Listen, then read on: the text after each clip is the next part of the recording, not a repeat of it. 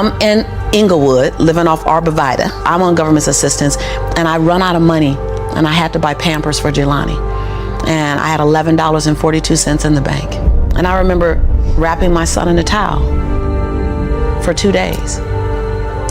You know, someone said, because when I tell the story, I always get teary-eyed. And someone said, do you fabricate the tears because you've told the story so much? No, I'm a mama. Every time I tell the story, I feel it again. I remember the second day, like you said, I had my hand on Jelani's stomach, and I said, don't worry, baby. Mommy will never be this broke or broken again. And that day, what shifted for me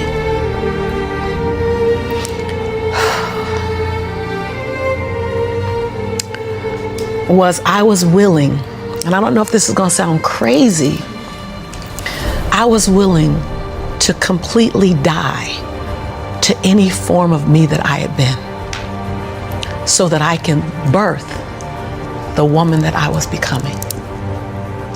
The reason why a lot of people won't become who they want is because they're too attached to who they've been. And you hear it all the time when people say, I've always been this way. Okay, well, if that's working for you, keep doing that. I knew it wasn't working for me any longer. I had hit my version of rock bottom. So I was willing to let go of everything and everybody. See, another reason why people won't get there is because the doorway is for you to fit through. You trying to carry everybody else through because you're trying to be Rescue 911. And you got to rescue you first. I am much more valuable to my family and to my community because I was willing to let them go through the door myself, teach myself, learn myself, condition myself, and then come back and get them. I'm much more valuable to them now. But I had to go through a window time of 10 years of judgment. You leaving us, hanging out with white people all the time. You going to these crazy countries. We don't know what you. I had to be willing to allow my conviction to make me inconvenienced. See, we want to grow, but we want to stay liked by everybody. I was willing to be my own rescue at the risk of your approval. But most of us aren't like that. Facebook is an example. We want to be liked. Well, I woke up and I like myself today, so your like is extra. My job is to like me first. I was willing to say every day, Lisa, you like you? Lisa, are you proud of you? Lisa, are you playing full out? Every day before I checked in with anybody else. That's lonely, by the way. Why won't most people do it? Because it's scary and it's lonely. So what did I do? I was willing to find people who had what I didn't have, who were living lives that I wasn't living, who believed things that I didn't know about, and I was willing to become their student. I got up every day and I ate a slice of humble pie. See, when you get to this level, even me 10 years ago, you can get caught up by reading your own fine print. See, whenever I hear people reading my bio, and before I came on, you read my bio, I'm in the back going, yeah, yeah, yeah, yeah, yeah, yeah, yeah, yeah, yeah. Because I don't want to ever think I arrived. That bio is old. You should be interested in my future. Oh, that's my bio. What's my future? Oh, what are you doing? Who am I becoming for 2020? And we get caught up in our bios. We get caught up in our status. I never allowed that to stop me from going and sitting at the hem of someone and saying, what do you know about wealth?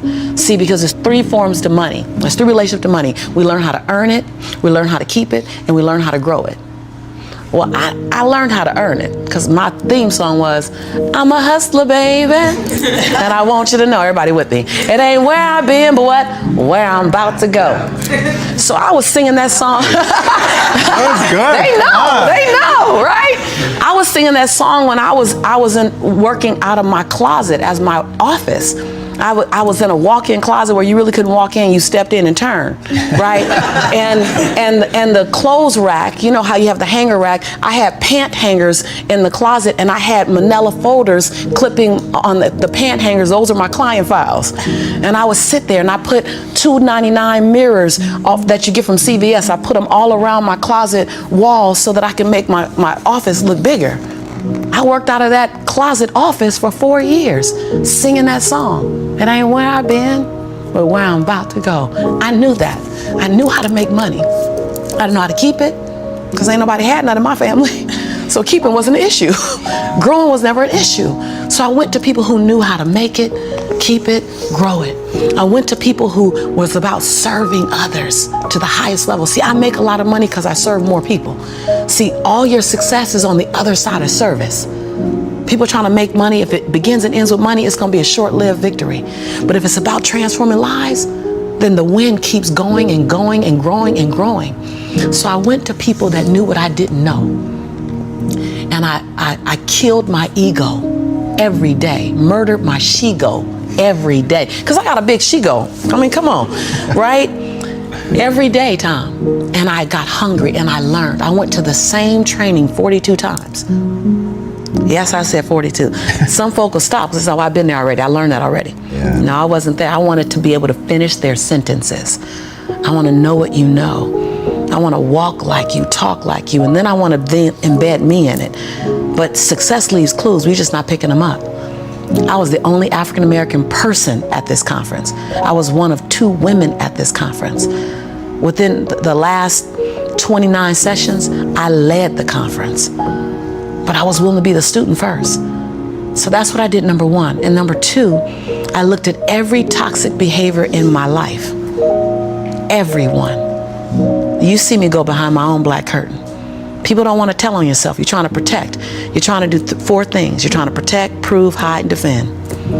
If you wake up every day and say, I have nothing to protect, I have nothing to prove, I have nothing to hide, I have nothing to defend. Now, who do I choose to be?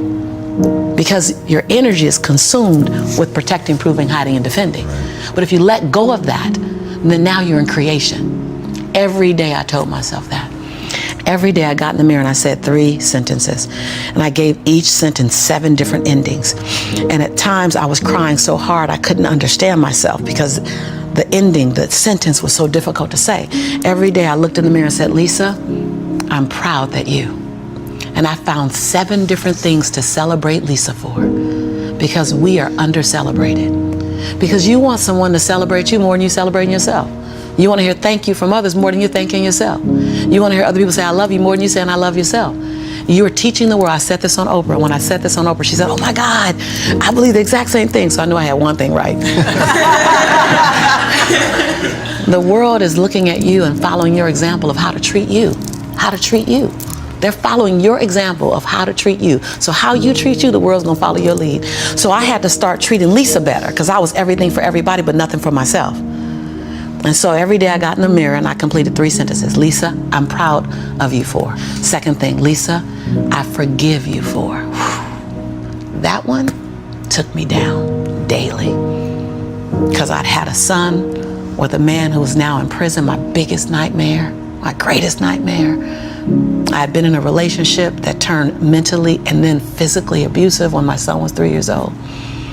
I made money but lost it. I was on government assistance. I was on welfare. I was on WIC, Women, Infant, and Children.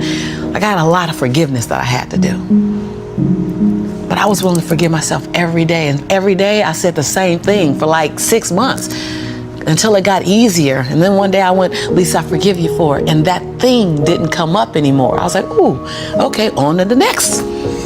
7 different endings. And the last thing I did every day, last sentence, is Lisa, I commit to you that. Because we make bigger commitments to other people.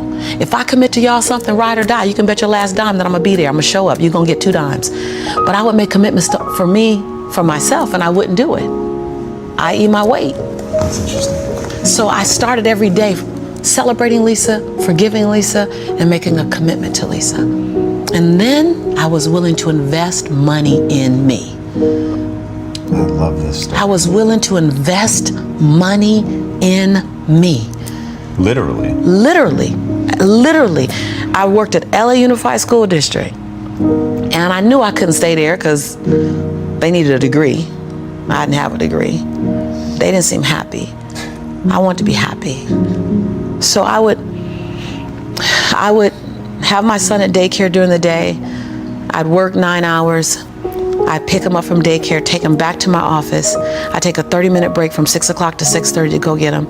I start working from 6:30 until midnight every day at my office on me, every day. Put my son on a little, primary color blanket, something to occupy him.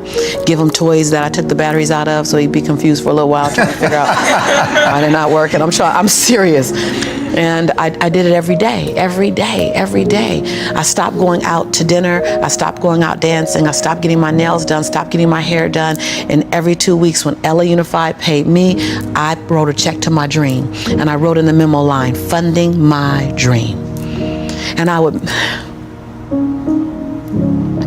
mail the check to the bank, Wells Fargo. And I mailed a check to myself every 2 weeks for 3.5 years. My family thought, that I was smoking on drugs. Like, she ain't going out. She eating beanies and weenies all week. We think she on drugs, but she's not getting any smaller, so maybe not. And I went to the bank after 3.5 years. This is the story you're talking about. I walked in the bank. I said, I'm just going to check and see where that account is, because I wouldn't open the statements, because my mother used to say when I was growing up, girl, this money burn in my pocket. And I'm like, I think money hot, and it goes. Thank you so much, and it goes away fast. So I'm not going to open the statement because I don't want to know how much money I have, because I didn't have a healthy relationship to money. I didn't even know a relationship with money. So while I'm at these trainings, they just kept saying save. So I'm like, okay, I'm gonna save. I didn't need the money that I was writing checks for, because it was the money I used on my nails and my hair. And then every check I wrote to myself, I made a challenge with myself that it had to be 5% more than the next check. Wow. Than the previous check. So I didn't really know how to calculate the 5%. So I'm like, well, I'll just add $30. I'll just add $60. I really didn't know anything about it. Then I went out and got a second job. And I started working in the evenings, less on my business and more out on jobs, so I can write a bigger check. So I learned how to live on $31,000. That's all I was living on, $31,000. We can make it. We got it. I sold my Altima I had at the time. I bought an old Ford Explorer.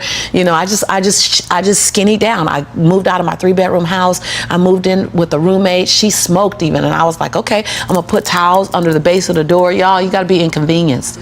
I put towels on the base of the door so the smoke wouldn't come in the room with me and my son. We slept side by side in the same bed. Went from a 3-bedroom, 3-bathroom house, 2-story, to a roommate, because I was willing to write a check to fund my dream. And I kept writing, funding my dream, funding my dream, funding my dream. And I walked in the Wells Fargo 3.5 years later, and I gave her my name. I said, hi, my name is Lisa Nichols. And she's like, you the funding my dream lady. I was like, yeah.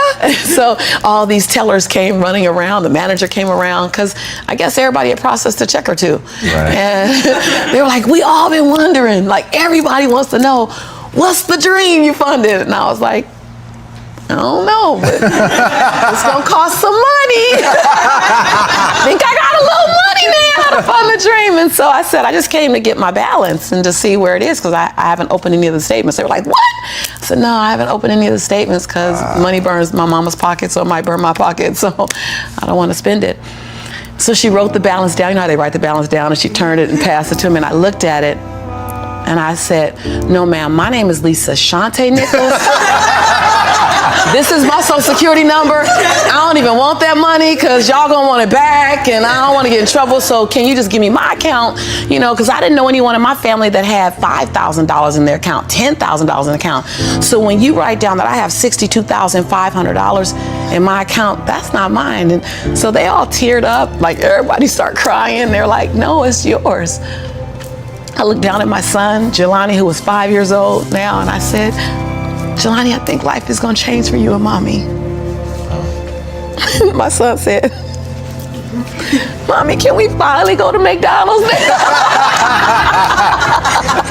Because I've been making them homemade Big Macs for a while. I was like, Mama can make you a better Big Mac than, Ronald McDonald. So, because I was willing to inconvenience my entire life. My entire life. I was willing to disrupt my entire life to buy my future, to buy my possibility, to give my dream a chance. See, we're not supposed to tuck our dreams in on the pillow when we get up in the morning. We're not supposed to leave them at home. and go and fulfill somebody else's dream. We're not supposed to do that. That's not what we're wired to do. That's not who we are. Your human spirit doesn't care about the economy. The human spirit doesn't care that my son's father went to prison. The human spirit doesn't care what's happened to your family. The human spirit doesn't care about the past. You may have been molested, or your family may have been broke, or you may have been betrayed, or you may have a divorce. Your human spirit doesn't care about any of that. Your human spirit simply says, what's our command for tomorrow? What do you want to create? It's not keeping score. Your brain is keeping score, because your brain is designed to keep you safe. Your soul, your intuition, your human spirit is designed to make you soar. And when you get to the edge of that stage, I want to get up right now. Can I get up right now? Do whatever you want. Okay. Think I'm going to tell Lisa Nichols no? Come on now. When you get to the edge, your brain will always tell you to step back. It's always going to tell you to step back, because you can fall. Always. It's going to tell you to step back. Because before you fell, the last time you did this, you saw someone else fail. You could hurt. You could be off work. It's going to tell you. It's designed to keep you safe. So you have to be willing to play between your brain and your soul. And on some days, you got to just listen to your soul. And you got to say, I'm going to leap. I'm going to get to the edge. Most people are at the edge, and you're standing at the edge, and you're watching everyone else fly. That's Pimp My Ride, Watch My Crib, all this stuff. You know, watching people's lives on Facebook. You're at the edge, watching someone else live, wondering what it's going to be like when you jump without ever jumping. And I'm just here to tell you, jump. Because only three things can happen. You're either going to jump and fly, or you're going to jump and fall on something soft, or you're going to fall down hard. Either way, you're going to get back up. You already know you got what it takes to get back up. Your greatest fear is not that you will fall. Your greatest fear is that you will live a full life and never fly, that you never leaped. You're not afraid of dying.